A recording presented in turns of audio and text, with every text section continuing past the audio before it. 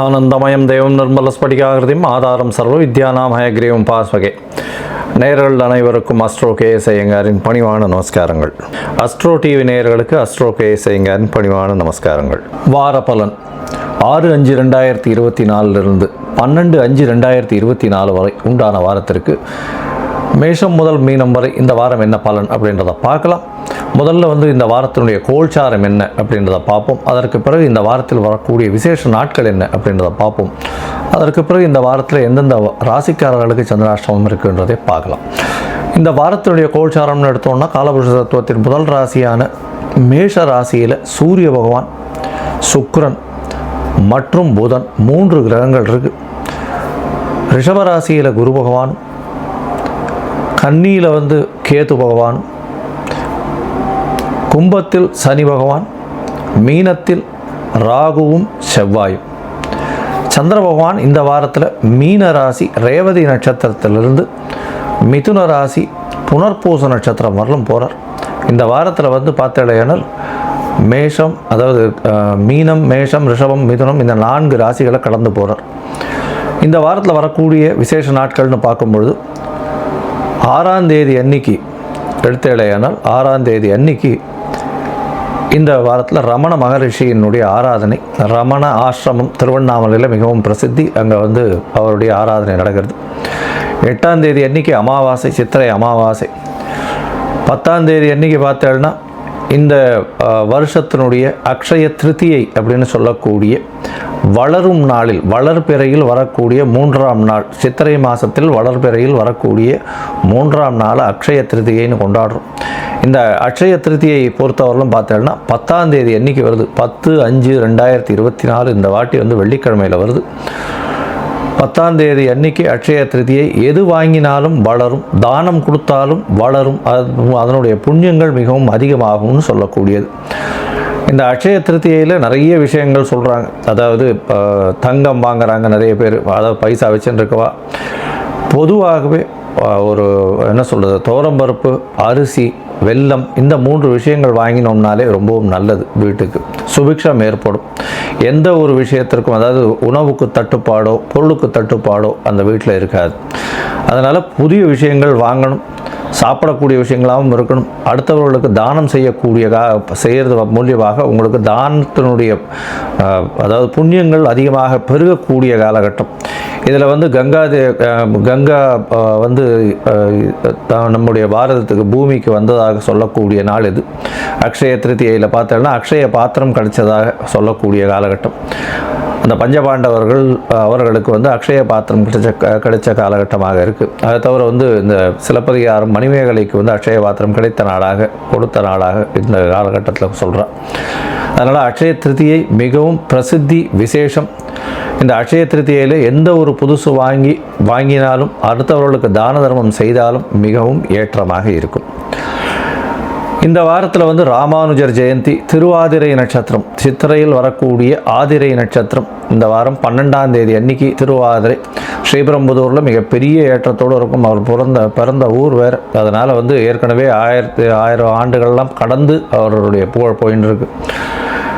ராமானுஜர் அதாவது இந்த இதுலேயே சமயத்தில் மிகப்பெரிய ஏற்றத்தை கொண்டு வந்தவர், ஸ்ரீபாஷ்யம் எழுதினவர், மிகப்பெரிய ஏற்றத்துடன் கொண்டாடப்படுகிற ஒரு பெரிய மகான். அவருடைய திருநட்சத்திரம், பிறந்த நட்சத்திரம் இந்த வருஷம் சித்திரை மாதம் திருவாதிரை நட்சத்திரம் 12/5/2024 அன்றைக்கி ஞாயிற்றுக்கிழமை அன்றைக்கி வருது. முடிஞ்சவாரெல்லாம் ராமானுஜரை போய் கோவிலில் சேவிச்சுட்டு வாங்க, இல்லைன்னா ஆற்றுலையாவது சேவிங்க.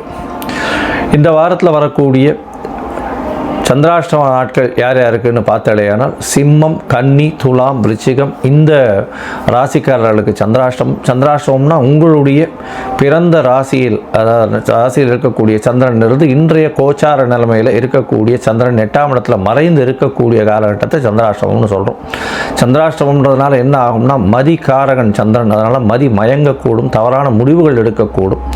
இதன் மூலியமாக உங்களுக்கு ஒரு என்ன சொல்கிறது, எந்த ஒரு புதிய விஷயங்களையும் அந்த காலகட்டத்தில் எடுக்க வேண்டாம். வெளியூர் வெளிமாநில பிரயாணங்கள் வேண்டாம்னு சொல்கிறோம்.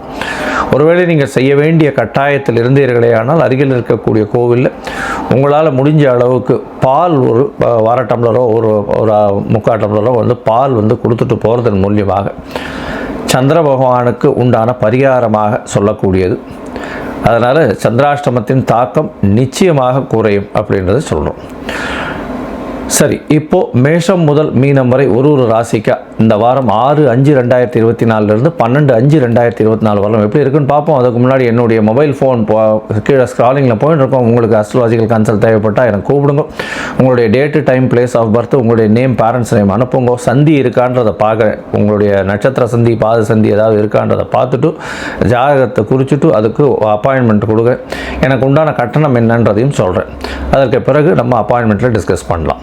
சரி, இப்போ மேஷம் முதல் மீனம் வரை 6/5/2024 12/5/2024 வரை ஒரு ராசியாக என்ன பலன்றதை பார்ப்போம். கன்னி, உத்திரம், ஹஸ்தம், சித்திரை இந்த 3 நட்சத்திரம் 9 பாதங்களை கொண்ட ராசி. ராசியின் அதிபதினு சொல்லக்கூடியவர் புத பகவான்.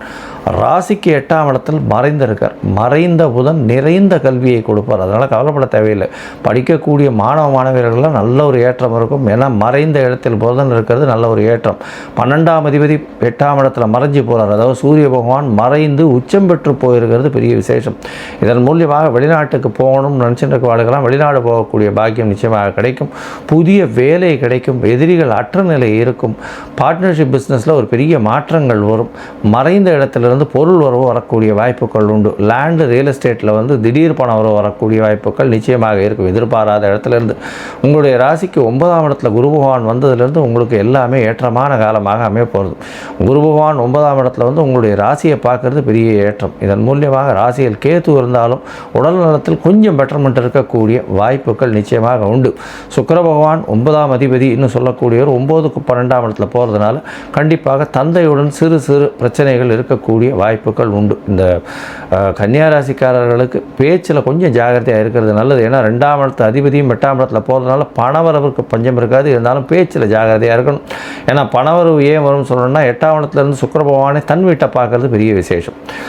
தந்தைக்கும் மகனுக்கும் கொஞ்சம் பிரச்சனை இருக்கும். ஏன்னா 9ஆம் அதிபதி 9க்கு 12 இருக்கார். அதுவும் சூரியனும் 8ஆம் இடத்துல இருக்கிறதுனால கண்டிப்பாக பிரச்சனைகள் தந்தைக்கும் மகனுக்கும் இருந்துகிட்டே இருக்கும். வாக்குவாதங்கள் அதிகமாக இருக்கும். வாக்குவாதங்களை கொஞ்சம் விட்டு விலகி போகிறது ரொம்பவும் நல்லது. உங்களுடைய ராசிக்கு சந்திர பகவான் அதாவது 11ஆம் அதிபதி இந்த வாரம் பார்த்தாலேயானால் சப்தமத்தில் இந்த வாரத்தை ஆரம்பிக்கிறார். 7ஆம் இடத்துல 6/5/2024 12/5/2024 வரலும் உண்டான வாரத்தில் 6ஆம் தேதி சாயந்தரம் ஒரு 4:30 மணி வரலும் சப்தமத்தில் இருக்கக்கூடிய சந்திர பகவான் உங்களுக்கு பார்ட்னர்ஷிப் பிஸ்னஸில் பெரிய ஏற்றத்தை கொடுக்க போகிறார். இந்த வாரத்தில் பார்த்தாலேயானால் புதுசாக கம்யூனிகேஷன் பாவம், அதை தவிர ஐடி இண்டஸ்ட்ரியில் இருக்கிறவா, பாட்டு கலைத்துறையில் இருக்கிறவா, சினிமா படத்தில் இருக்கிறவாளுக்கெல்லாம் பெரிய ஏற்றம் கிடைக்கக்கூடிய காலகட்டம். உங்களுடைய ராசிக்கு 8ஆம் இடத்துல சந்திர பகவான் போகிறார். சந்திர பகவான் 8ஆம் இடத்துல போகிறது சந்திராஷ்டம காலம்னு சொல்கிறோம். இந்த சந்திராஷ்டம காலத்தில் சந்திர பகவானை பொறுத்தவரையும் சந்திராஷ்டம காலத்தில் இருக்கும்பொழுது யாருக்கும் ஜாமீன் கையெழுத்து போட வேண்டாம். பொறுமையாக இருக்கிறது ரொம்பவும் நல்லது. உங்களுடைய ராசிக்கு 9ஆம் இடத்துல சந்திர பகவான் போகிறார். அதாவது 8ஆம் தேதி மாலை 8:30 மணியிலிருந்து 11ஆம் தேதி அதிகாலை 1 மணி வரலும் இருக்கக்கூடிய காலகட்டமாக அமையிறது. குருச்சந்திர யோகம் அமையிறது. குருச்சந்திர யோகம் அமையிறது ரொம்பவும் விசேஷம். 9ஆம் இடத்துல 11ஆம் அதிபதி 9ஆம் இடத்துல இருக்கிறதால் நீங்கள் நினைத்த காரியம் அனைத்தும் வெற்றி பெறும். வெளிநாடு போய் படிக்கணும்னு நினச்சேன்னா கண்டிப்பாக வெளிநாடு போய் படிக்கக்கூடிய வாய்ப்புகள் நிச்சயமாக உண்டு. வெளிநாட்டில் இருக்கக்கூடியவர்களுக்கு அவங்களுக்கு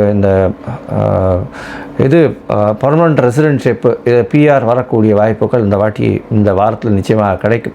உங்களுடைய ராசிக்கு பார்த்தோன்னா 10ஆம் இடத்துல சந்திர பகவான் போகிறார். சந்திர பகவான் 10ஆம் இடத்துல போகக்கூடிய காலகட்டத்தில் தொழிலில் பெரிய ஏற்றம் இருக்கும். இருந்தாலும் லாபம் கம்மியாக இருக்கக்கூடிய காலகட்டம். ஏன்னா 11ஆம் அதிபதி 10ஆம் இடத்துல இருக்கிறதுனால.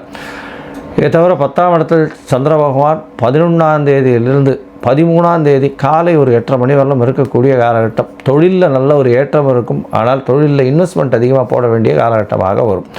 பொதுவாக இந்த வாரத்தில் பார்த்தாலேயானால் இந்த கன்னியா ராசிக்காரர்கள் அதுவும் சாஃப்ட்வேர் ஹார்ட்வேர் சைடில் இருக்கிறவங்க, கம்யூனிகேஷன் 2G 3G இந்த மாதிரியான கணக்கு எழுத்தாளர்கள், கணக்கு அச்சர்கள், அதை தவிர தட்டச்சு பயிற்சியாளர்கள், அதை தவிர இந்த லைப்ரரி மெயின்டெனன்ஸ் பண்ணுறவங்க, டேட்டா மேட்ரிக்ஸு, அதை தவிர இந்த எக்கனாமிக்ஸ், காமர்ஸ், அக்கௌண்டன்சி படிக்கிறவங்களுக்கெல்லாம் பெரிய ஏற்றம் கிடைக்கக்கூடிய காலகட்டமாக அமையிறது. இந்த வாரத்தில் இந்த கன்னியா ராசிக்காரர்கள் அருகில் இருக்கக்கூடிய விநாயக பெருமானை போய் சேவிச்சுட்டு அருகம்புல் மாலை ஒரு தரம் போட்டுட்டு வர 9 சுற்றி ஒரு தேங்காயை உடைச்சிட்டு வர்றதன் மூலியமாக உங்களுக்கு வந்த பிரச்சனையும் வரக்கூடிய பிரச்சனையிலிருந்து நல்ல ஒரு விடுதலை கிடைக்கும் அப்படின்றத சொல்கிறேன். லோகா சமஸ்தா சுகினோ பவந்து. நன்றி, நமஸ்காரம்.